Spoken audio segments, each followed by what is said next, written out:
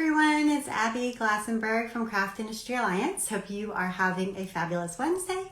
We are here every Wednesday for our member spotlight, where we have an opportunity to drop in on one of our amazing members, learn more about their creative business, see samples of their work, and generally just have an awesome chat. So today we are going to be talking with one of our members whose name is Heather Donohue. And Heather is a very crafty person. She makes all kinds of neat things, especially around holiday, around Christmas. So I'm excited to talk to Heather and learn more about her craft. In the meantime, oh, here's Heather. Hey, Heather, how are you? Great. How are you, Abby? Good. I love all your things in the background. I feel like crafty just looking at your background of your studio. So nice to meet you. And I wondered if you could tell us a little bit about what you do and like the focus of your craft business. Yes, I am an executive elf for Heather Donohue Crafts, LLC.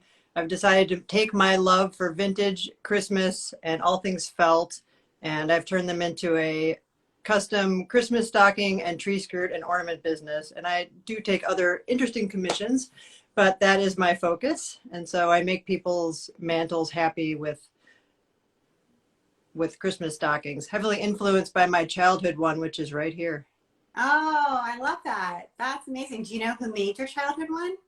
Yes, my mom, and my grandma finished it, and I can tell because my name is in her writing.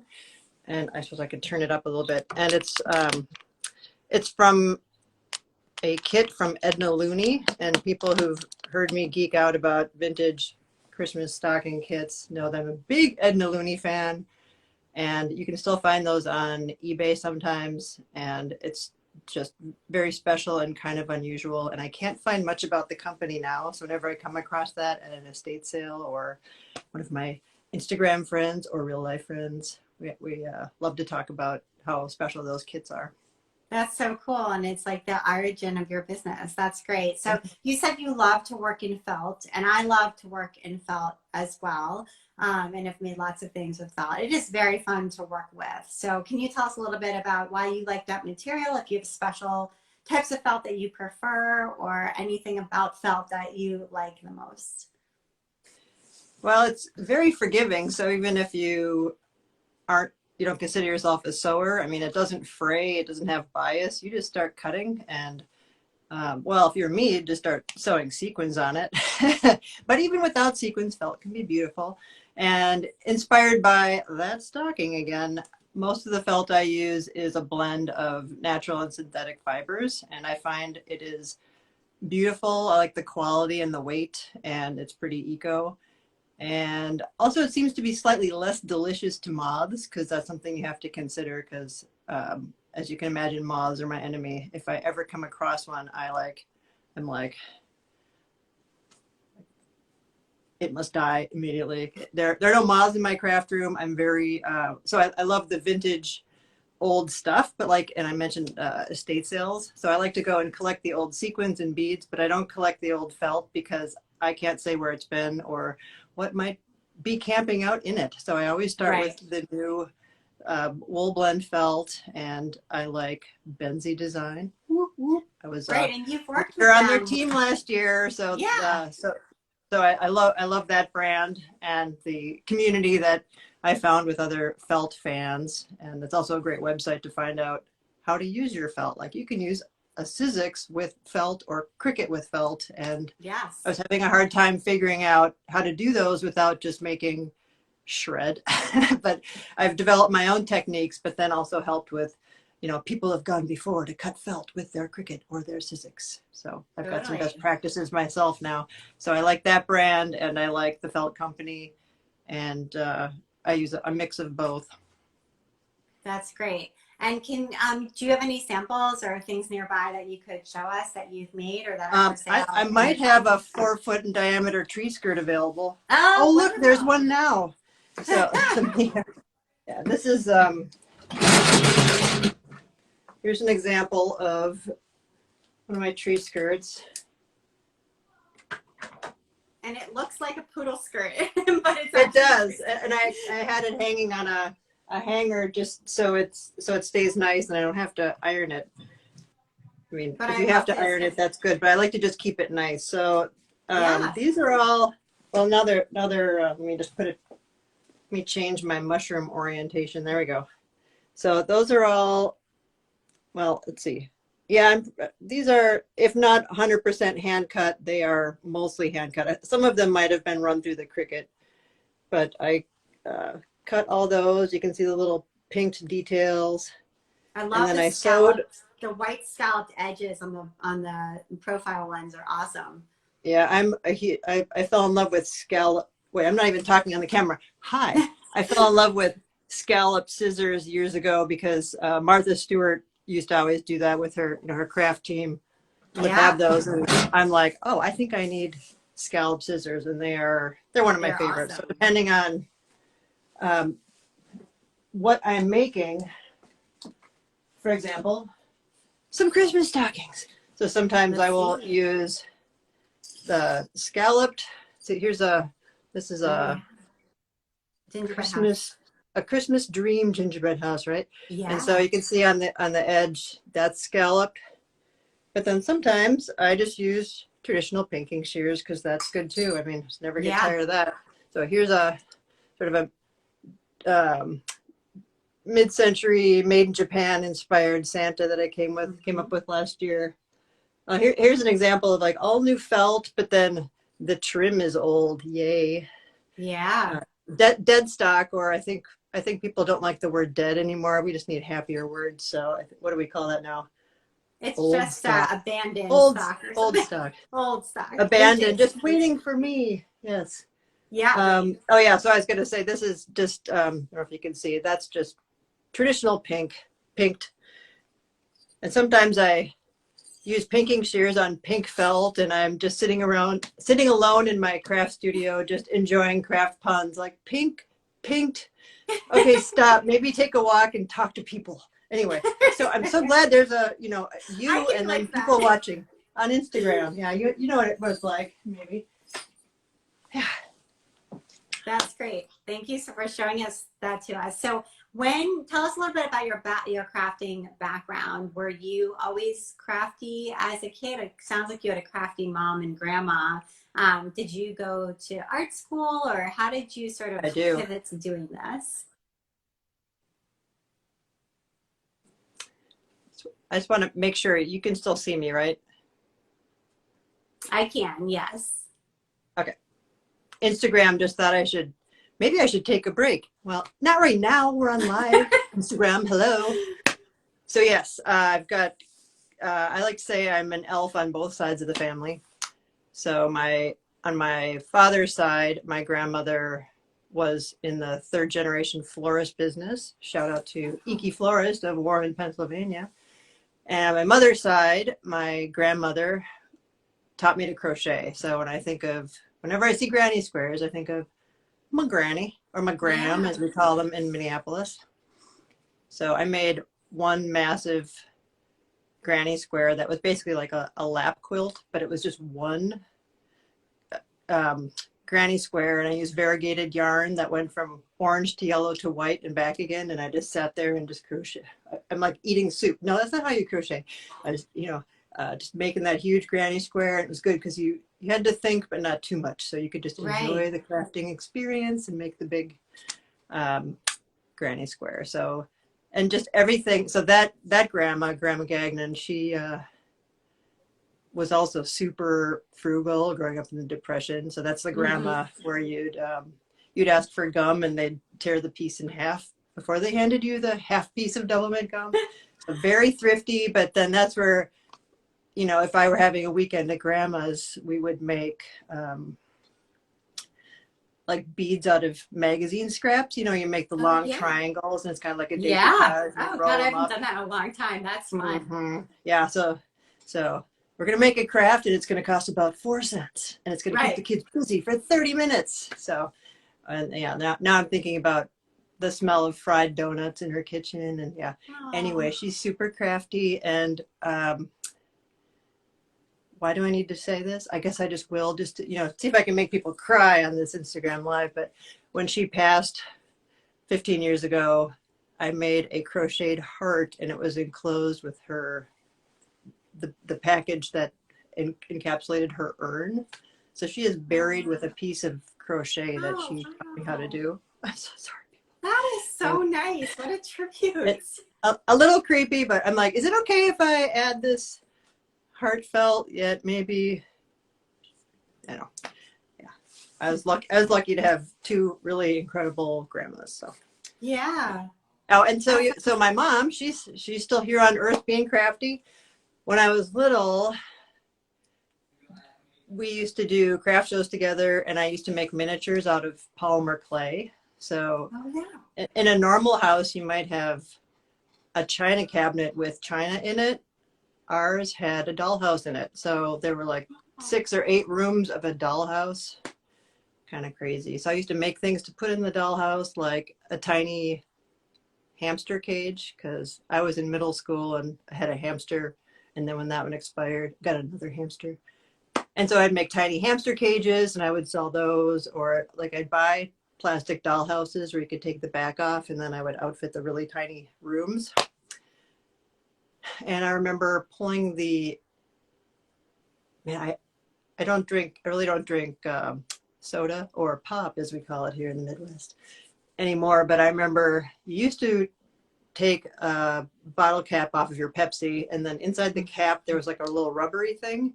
And we used to pull out that little rubbery thing, and it was like a plate. And then we used to make polymer clay food. So like eggs and bacon, and then glue them on the little plate, and we'd sell those at the craft fairs. That's And awesome. I'm thinking of all sorts of other things that, yeah, just all, the greatest hits of 70s crafts. We used to Yes. put it together, sell it, and that actually kind of turned me off of craft fairs, because they can be great, but then that's where I learned that people will come up to your booth and be like, I can make that. Why is that so expensive? It's harsh. Yeah. But in recent years, I've spent time around people, like I actually lead craft classes. So we sew sequins on felt in different forms, like on a stocking or on an ornament. And I've found, being around people who love that stuff like I do and love the things I make, or even just heavily like the things I make, it's really given my business and my happiness level a boost, because a lot of people don't, crafts, whatever, but then when you connect with that friend or customer or friend customer, I've got all those things, who really understand what you're doing, it's what keeps me going. It's Yeah, absolutely. And makers are the best people. So I totally agree with you. And sometimes, you have to try out the craft fair scene, and it's not for everybody. And teaching can sometimes be a better outlet, because the folks who are there are interested in being there and want to learn something new. And I don't know, it's a different vibe. So I think that's probably a pretty relatable story for a lot of people. So Heather, can you tell us where people can go to check out your website? Oh no, you disappeared for a second. Hopefully sorry, can you see me again? I can. Yeah, I'm just touching my phone because I can't see myself. My side froze, but you're still there. But I'm sure you can still see I'm wearing a caftan and pink earrings. Lipstick on. Your earrings are like pom poms. They are pom poms. Oh, hey, that nice accidental segue. Yeah, in 4th grade, I started a pom pom business out of my desk, and it was quite successful. I should have charged more, but it was, the pom poms were flying out of there until my teacher told me to knock it off. I bet. So I've always been a little entrepreneurial and a little crafty. Craft entrepreneur. Yes. So you can find me. I have a new Shopify website. It's I saw it. It's beautiful. Thank you. HeatherDonohue.com. And it doesn't have a ton of things on it, because I felt like, should I try to resize and color correct like 90s, photos from the 90s? I'm like, no, let's just start over. Right. So there's not a lot on there, but so you can add slowly, right? You don't have to have everything up there on day one. Yeah. And I'm trying to, take, when I shoot pictures of my stockings, I try to always take them the same aspect ratios and, in the same part of the mantle, the same part of the day, just so as the website gets populated, it looks, That's a great idea. it Consistent looks, and like you it's, have yeah, brand cohesive. consistency. Yeah. Yeah. Yeah. Yeah. Yes. I'm still trying to figure out how to shoot tree skirts effectively. 'Cause I think I need help with a professional photographer and stylist. And as you can imagine, I totally have a budget for that. Yeah, So if anyone's, exactly. yeah, You could yeah, probably or get that I somebody. even have a tree skirt around, because usually I make them to order and then I take some Oh, you make pictures and them. say goodbye. And but I made that one and it's not even close to Christmas yet. I don't know. It's not. We just had half a ween. It's not Christmas yet. It's I was not just gonna even. say you could probably find someone who's a photographer to come over and even just teach you what to Mhm. do. I had somebody do that for me once and it was incredibly helpful. Like I couldn't pay for professional photography, but I just had somebody come to my space and, show me how to use my equipment better. So that was Mhm. helpful. Somebody in the comments asked if we could see your craft room. I don't know if you feel comfortable moving your Yeah. camera a little bit, but Nope. mine's a It's fine. disaster, so I'm not showing Nope. you I mine. can. I appreciate that, and um, I will do that.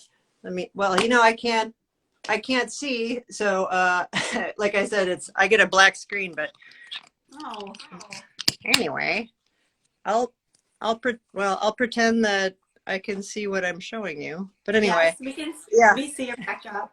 yeah. There's my pegboard. This is Nice. hey, I bet my friend Laura's watching. Friend and customer Laura. I did this reindeer repair for her. This guy didn't have antlers, and so Oh, I took a look at how they usually look, and I fashioned new antlers out of gold felt, and of course I use vintage pipe cleaners, obviously, and put a new jingle bell on. And his eyes are weird, so I said, "Hey, we should. Is it okay if we redo his eyes?" So those have not been attached yet. Ah, so I have to attach those. Um, but that's here's a great because I think a lot of people have like really precious Christmas ornaments and decorations that over many years have fallen apart, and so it's so nice to have them, get Mhm, new life. mhm. Yeah, I have people.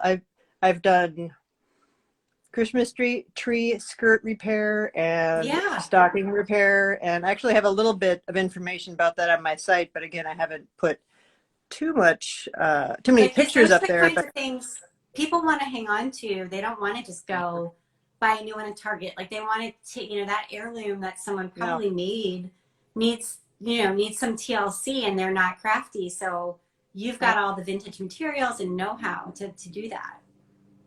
Ooh, let's look at some sequins. Okay. Yeah. Woo! Wee! Oh, look, it's Yummy. tiny sequins. Wee! Wait a minute. Where's the eyeball drawer? Oh, that's over here.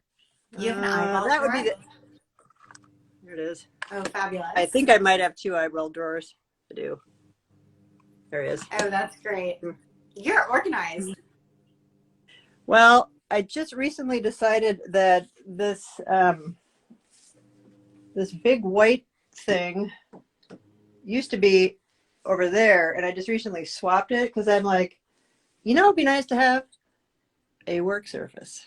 And so, well, and over here, I'm doing a little sequin organization project because when I go to an estate sale, sometimes I bring that bag of magic home and I like hang it on a doorknob. Oh, look, there's stuff hanging on a doorknob now.